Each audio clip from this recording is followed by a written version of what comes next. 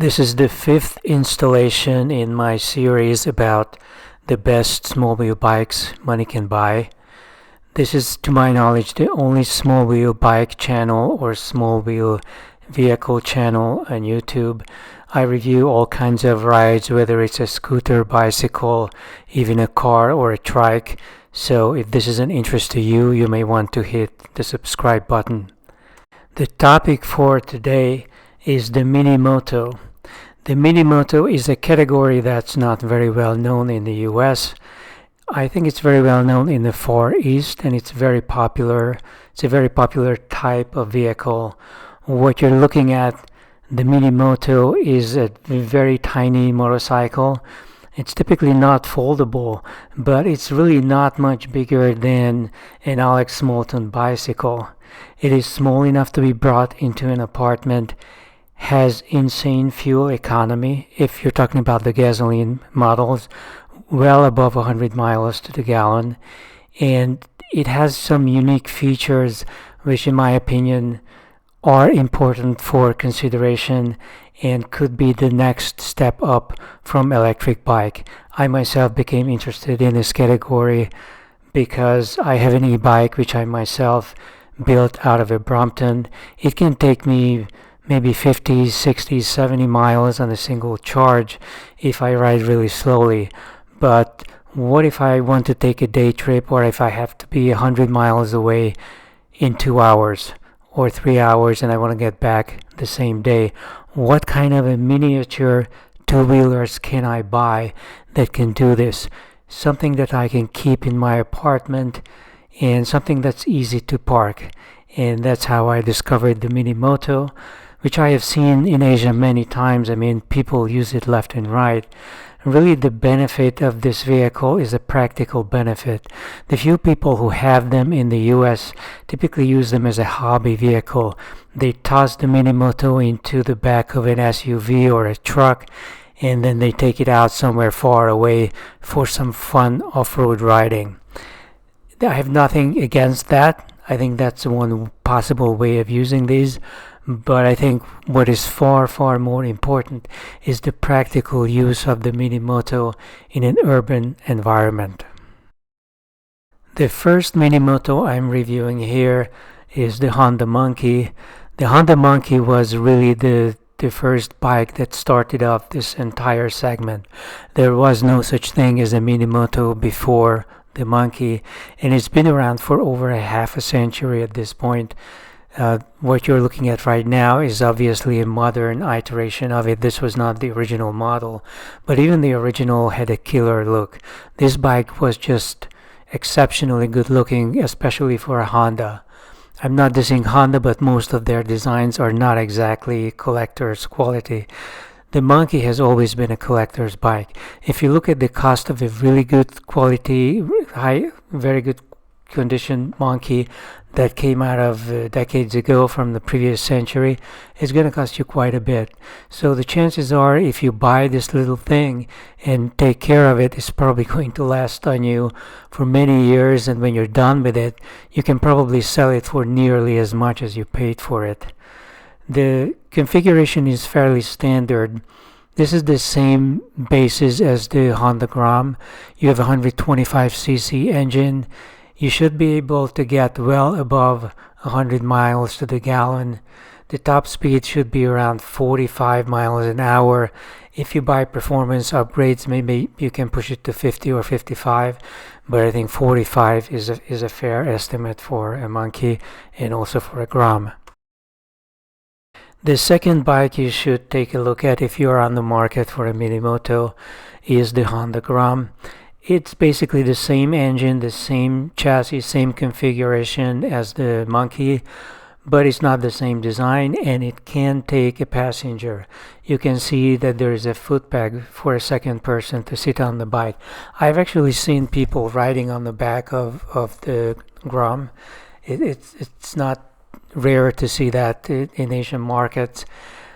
The design is not as cool as the Monkey, I'm not gonna lie. It's kind of a cool, decent Honda design, but it's never going to be a collector quality, something you can resell for a lot of money. This is really a bike for practical use. It doesn't cost a lot of money. It has an ABS version.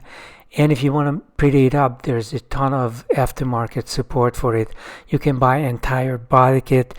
You can outfit it as a sports bike, as an off-road touring bike, whatever. I mean, it's really a very fun platform to work with because you can configure it in so many different ways.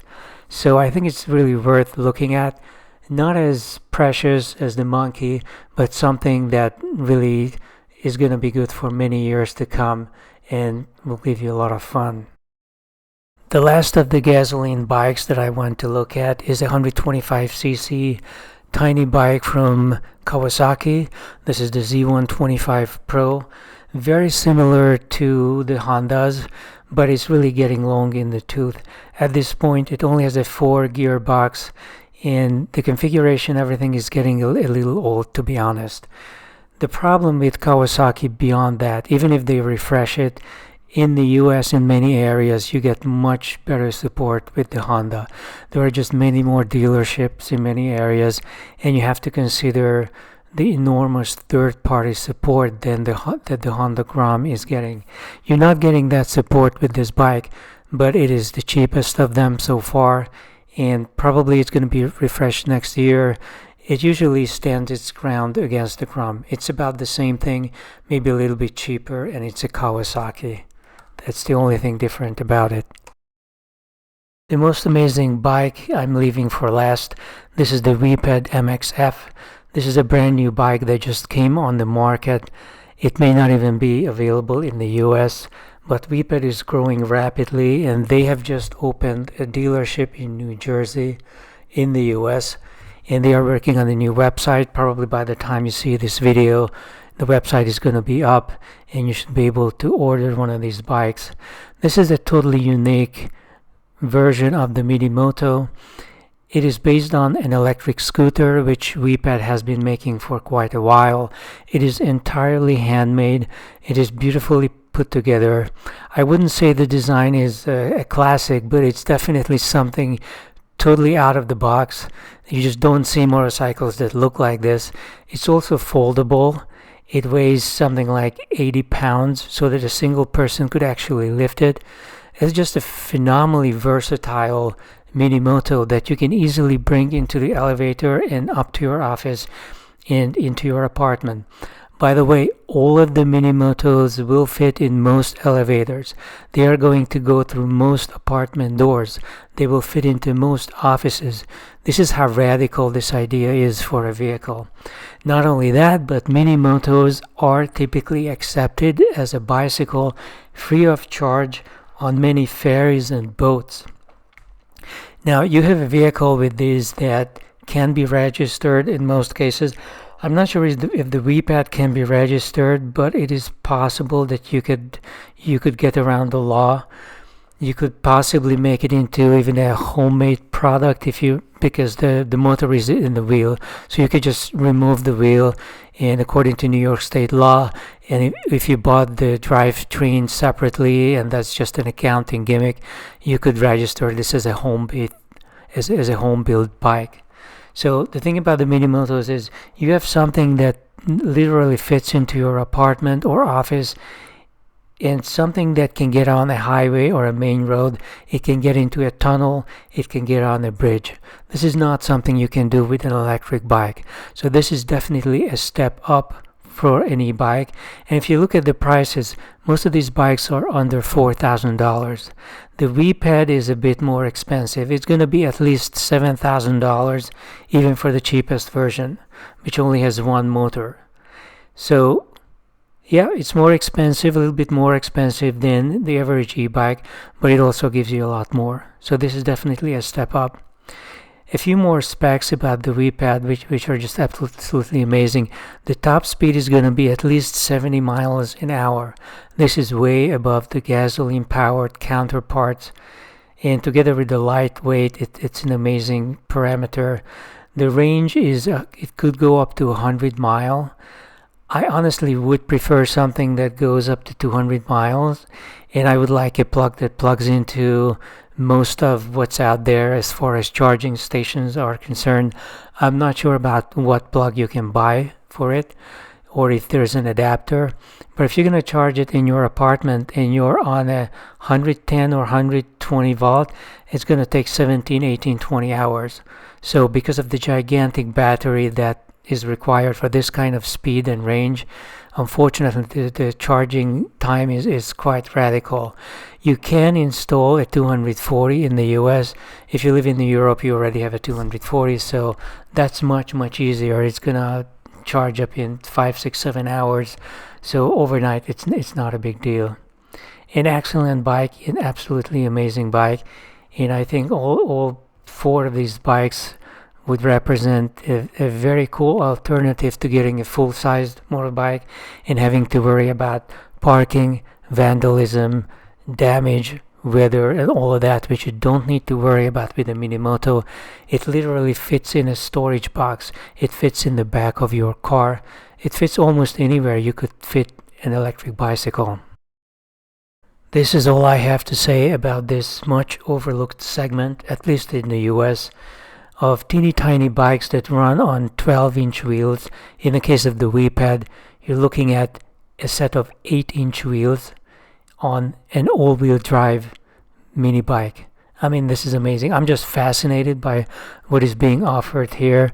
And of course, people in the Far East already know a lot about this, except for the Weped. I think the Weped is going to be a game changer.